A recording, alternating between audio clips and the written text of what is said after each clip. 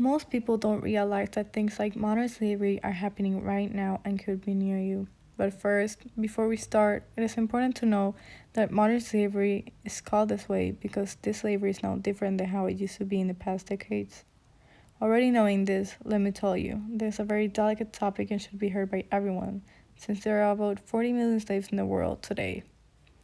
Kenya, located in East Africa, most of you know this place because of its wildlife and animals, also its beautiful landscapes. But behind all that, there's a major issue going on. Even the very industries of coffee, fish, sugarcane, mirror, rice, sand, sisal, tea, and tobacco use forced labor in their products. These are things used worldwide almost every day, and we don't realize that possibly we're consuming a product that has been made using forced labor. This is just a little piece of what's going on inside this exotic country, and everyone should know that this is not something that should be taken lightly. The statistical data in terms of tier ranking, which is a ranking made for slavery around the world, established that Kenya was in tier 2 in 2019, meaning that the government was not meeting the standards needed. Despite this, it's trying to do so. The government is making efforts to take down this problem by making more prosecutions of traffickers, investigating, and having more assistance. Some of these cases also depend on the government's response, which in 2019 was evaluated at 5 out of 10, meaning that the government was not taking this problem in consideration. Luckily, they are now trying to handle this kind of situations better, but it takes time. Getting into the economic value in Kenya, which is how much they generate, the data has been looking for, but since this is a legal economy, it is very difficult to know.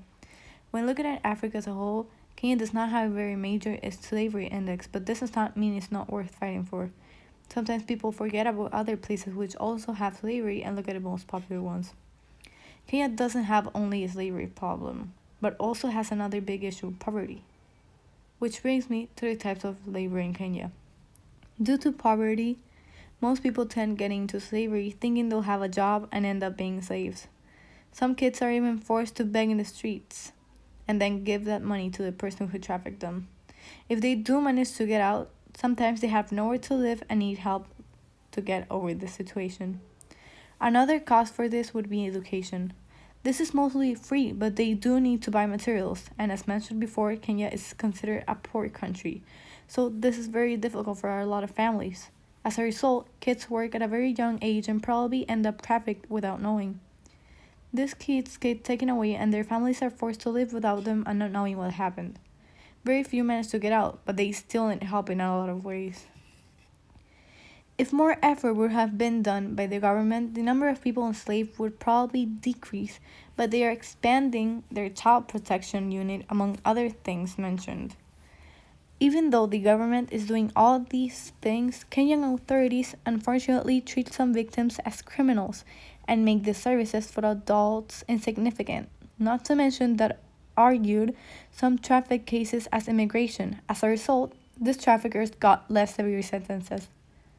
Some recommendations mentioned in the 2019 Trafficking in Persons report would be protecting adults the same as children, since there are also adults in slavery involved. Also, depenalization of traffickers fairly, expanding training within the area, giving awareness around the country and especially in the rural coast area.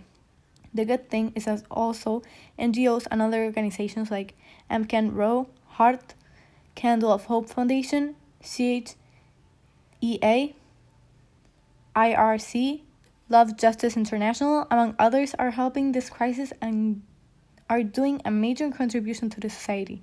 For example, HEART is Awareness Against Human Trafficking in Kenya, who works through various disciplinary approaches like prevention, protection, prosecution, policy, and partnership. To show you how hard is being trafficked, I want to show you a real life case.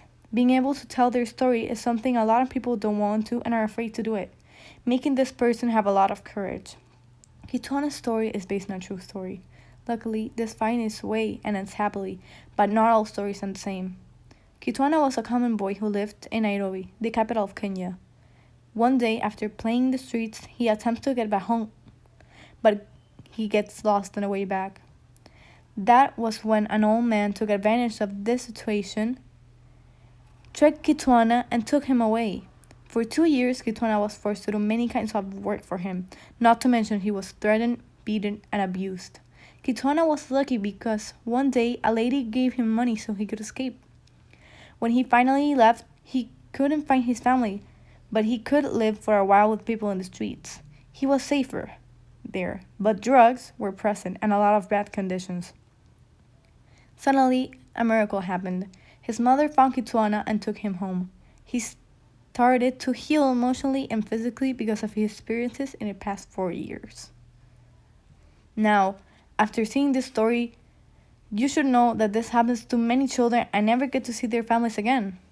So, how can we help? This happens all around the world. So, the best thing you can do, since people don't acknowledge this, is to spread awareness within the place you are. We could also spread awareness to the country of Kenya by acknowledging how this has changed life, work, and family for them. If you want, also you can donate to various campaigns that are helping children and adults with trafficking throughout Kenya and different parts of the world. Lastly, if you know someone who could be in danger of trafficking or has been trafficked, find help and be safe.